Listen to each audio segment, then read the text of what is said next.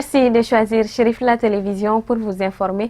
Fidèles téléspectateurs, bonsoir. Au sommaire de cette édition, 2 750 000 francs CFA, c'est le montant total du pèlerinage 2017. Les filières privées du Mali ont officiellement lancé leurs activités ce jeudi matin. Elles sont à pied d'œuvre pour assurer un hajj à la hauteur à nos compatriotes maliens.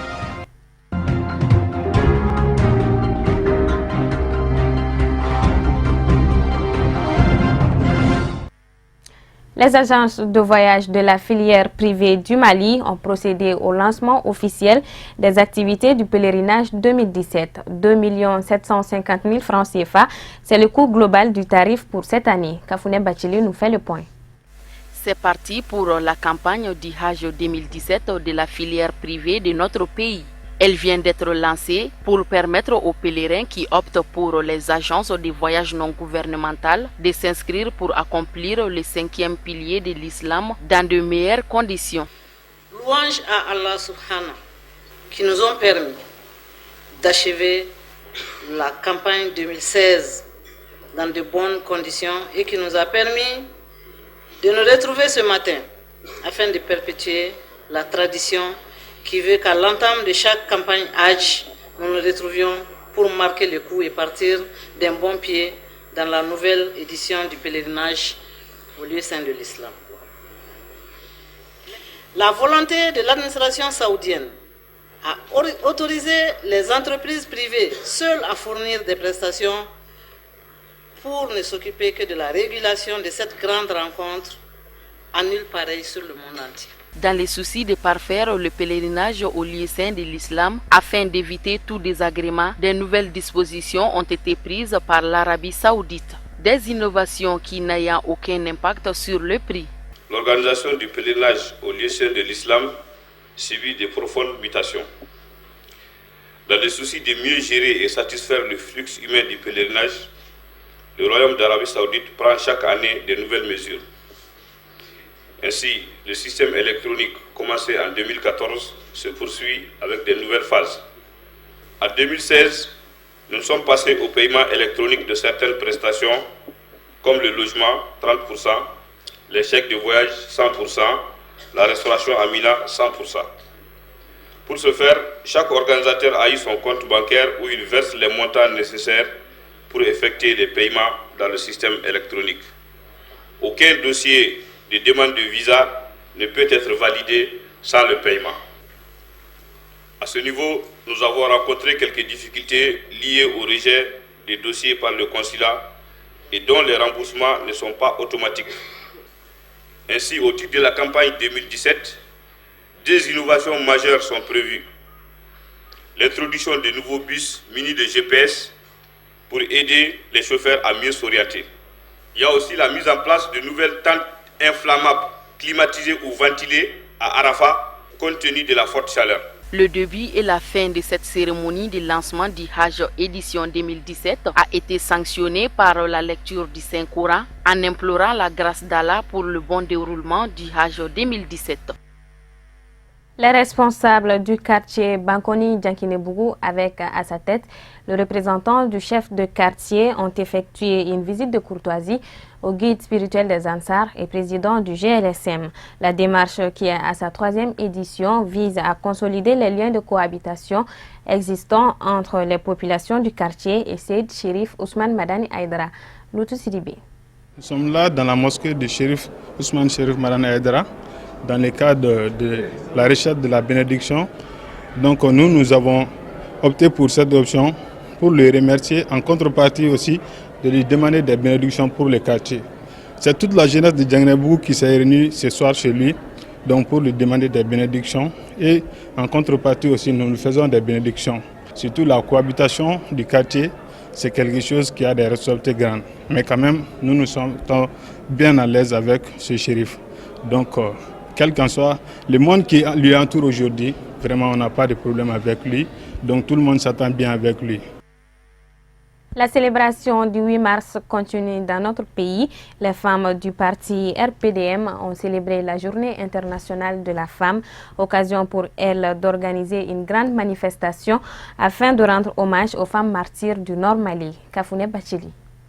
C'est dans une ambiance festive que les femmes du parti RPDM ont célébré le 8 mars, Journée internationale de la femme édition 2017. Une forte délégation de femmes du parti des 6 communes du district de Bamako ont rendu hommage à la femme en général et aux femmes martyrs du Nord en particulier. L'objet de la tenue, c'est le 8 mars, la fête internationale de toutes les femmes. Donc nous, femmes RPDM, nous ne voulons pas rester en marge pour ça. Je lance un appel à toutes les femmes du Mali que nous nous donnons la main pour choisir un président qui va faire le bonheur du Mali. Le message que je lance à l'endroit des femmes, c'est que nous femmes, réveillons-nous. Sachons que nous pouvons tout faire pour ce pays-là. Sans la femme, il n'y a pas de pays. Sans femme, pas d'enfants. Sans femme, pas de mari. On dit que la nuit porte conseil. Pourquoi? Ça, c'est l'importance de la femme. C'est nous qui portons conseil à nos maris. Le président du parti n'est pas resté en marge des festivités. Présent à cette cérémonie, M. Cheikh Modibou Diarra a tenu à encourager les femmes pour une meilleure autonomisation. Ce sont les femmes du RPDM qui sont là aujourd'hui en train de fêter la journée internationale de la femme, le 8 mars, pour pouvoir souhaiter une bonne fête à toutes les femmes du Mali, mais en particulier à leurs sœurs du nord du Mali. Donc c'est ce qui nous amène ici cet après-midi.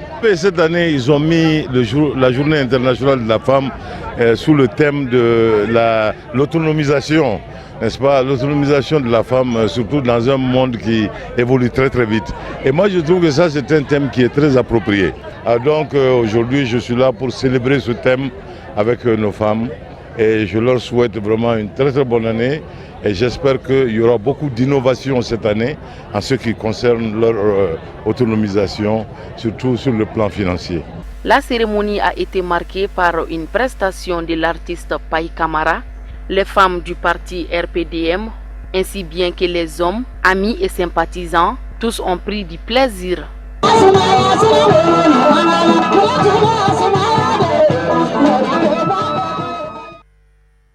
Séminaire de formation islamique à l'endroit des femmes musulmanes, initié par l'association Aïcha. La rencontre s'est tenue du 27 au 29 mars dernier à la Maison de la Femme. Khadija Kité.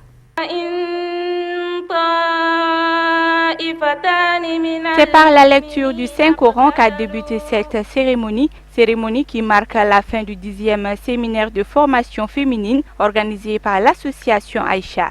Durant 3 jours, plus de 800 femmes musulmanes ont été formées pour mieux connaître leur religion. Les personnalités présentes à cette rencontre ont tous témoigné de leur satisfaction. Je suis là aujourd'hui dans le cadre de la fermeture du séminaire de formation de notre collègue Madame Koulibaly, Mariam Koulibaly, qui a pris l'initiative à chaque année de former presque 1000 femmes. Donc je suis très émue aujourd'hui parce que former une femme, c'est former une nation.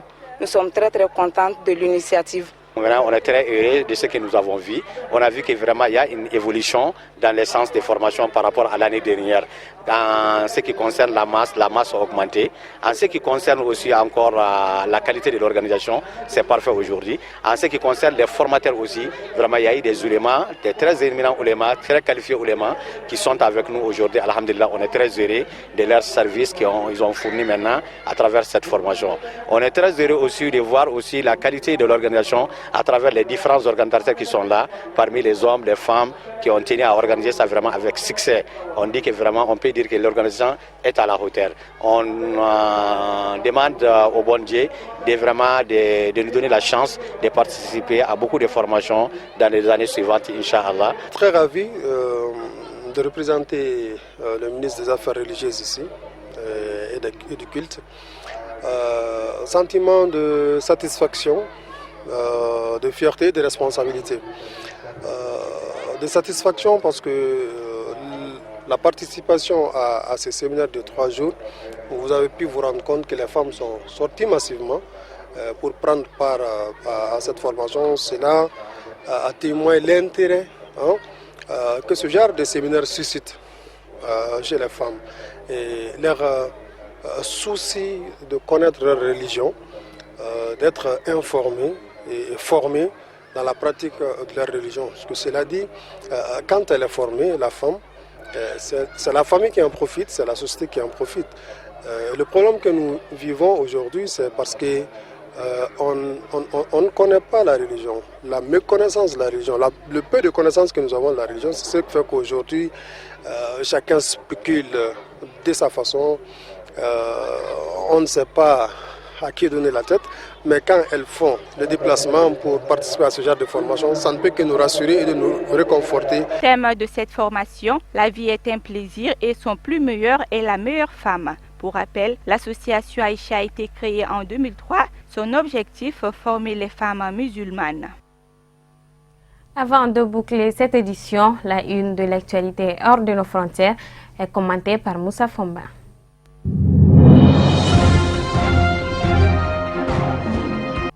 L'acquittement de Simone Gbagbo mardi 28 mars par la cour d'assises d'Abidjan a sonné comme un coup de théâtre. Ce mercredi, la classe politique ivoirienne a réagi à cette décision inattendue. Il est salué avec satisfaction par ses compagnons de route du Front populaire ivoirien FPI. Dans le camp de la majorité présidentielle, on estime qu'il n'y a pas à être surpris quand une décision de justice est prise. Quant à savoir si cette décision de justice peut avoir un impact sur une société toujours en quête de réconciliation, la majorité présidentielle veut y voir un signe positif pour la démocratie ivoirienne. Les ONG de défense des droits de l'homme et les victimes des violences commises pendant la crise post-électorale qui ont fait 3000 morts s'insurgent.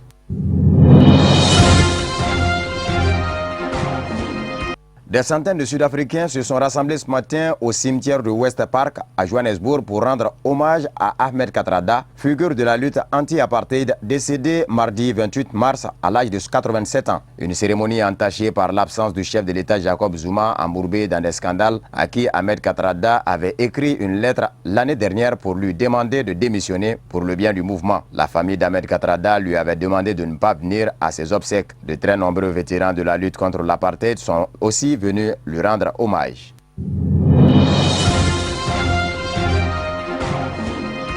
Lutte contre le groupe État islamique, conflit israélo-palestinien au menu de la visite du président égyptien à la Maison-Blanche ce 3 avril, à l'invitation de Donald Trump. Au cours de cette visite d'ailleurs, la toute première d'Abdel Fattah al-Sisi en tant que président, il sera également question de l'aide militaire américaine à l'Égypte, en partie suspendue en 2003 par Barack Obama en réaction à la répression contre des partisans de l'ex-président Mohamed Morsi. Une aide qui a finalement été en mars 2015 avec une enveloppe de 1,3 milliard de dollars par an. Entretenus au téléphone dimanche dernier, les deux hommes sont tombés d'accord pour continuer à échanger leur point de vue sur une série de questions régionales, notamment les menaces que constitue l'Iran.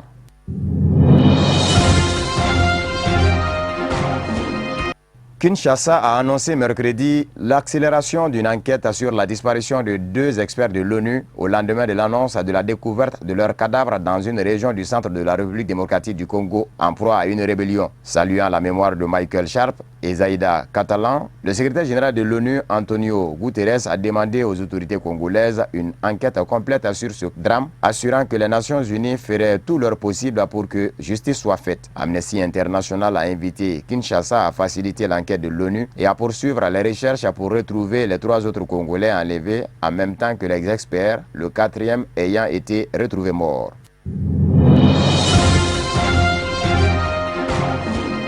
Il y a un an, Faustin Archange Touadéra prêtait serment à Bangui. Les attentes et les espoirs suscités par son élection étaient alors énormes en matière de sécurité, de développement économique, de justice ou de reconstruction de l'État. Un an plus tard, la situation est toujours difficile. En matière de sécurité, le président Touadéra a dû faire avec une nouvelle officialisée le jour de son investiture, le départ programmé de Sankaris. La MINUSMA, avec ses 10 000 casques bleus, n'a pas le même effet d'épouvantail sur les groupes rebelles que l'opération française, partie définitivement fin octobre. Pour ce qui est du développement, en novembre, Faustin Archange Touadéra a remporté à Bruxelles un succès en obtenant une somme de 2,2 milliards de dollars de promesses de financement pour son plan de relèvement du pays sur 3 ans. En matière de justice, une cour pénale spéciale est en cours de formation et si le calendrier est respecté, elle pourrait entamer ses enquêtes dans le courant de l'année.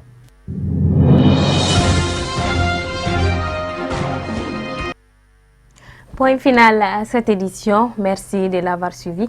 Restez connectés sur Chérif la télévision. Bonsoir.